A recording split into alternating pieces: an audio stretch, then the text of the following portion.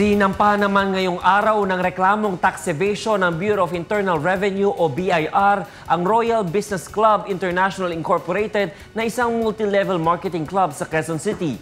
Ito ang balita ni Joan Nano.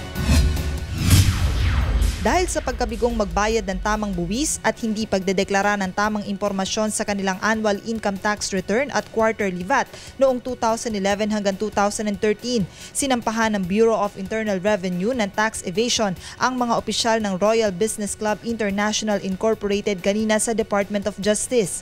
Kasama sa mga inireklamo ng Bureau of Internal Revenue ang mga corporate officers ng Royal na sina President Julius Alan Nolasco, Vice President for Finance at Treasurer na si Isa Angela Bautista, Assistant Treasurer Jeanette Maghirang, Assistant Treasurer Imelda Pedron at Assistant Accounting Manager Marjorie Molina. Ang Royal ay isang domestic corporation na nagbebenta ng mga food supplements, cosmetics, pharmaceutical products at inumin sa pamamagitan ng networking. Matatagpuan ang kanilang opisina sa 1363 Quezon Avenue, West Triangle, Quezon City. Sa investigasyon ng BIR, napag-alamang nakatanggap ng mahigit sa 190 million pesos income payments ang Royal noong 2011 mula sa iba't ibang bangko, habang 236.38 million pesos noong 2012 at mahigit sa 300 milyong piso noong 2013.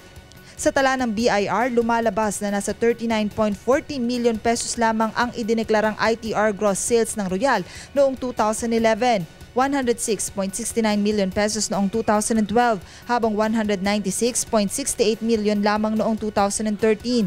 Dahil sa paglabag sa Sections 254 at 255 ng National Internal Revenue Code of 1997, kinakailangan magbayad ang Royal ng kabuuang tax liability na nagkakahalaga ng 359.75 million pesos sa BIR.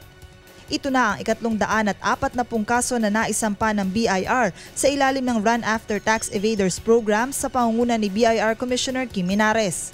Joan Nano, UNTV News Worldwide.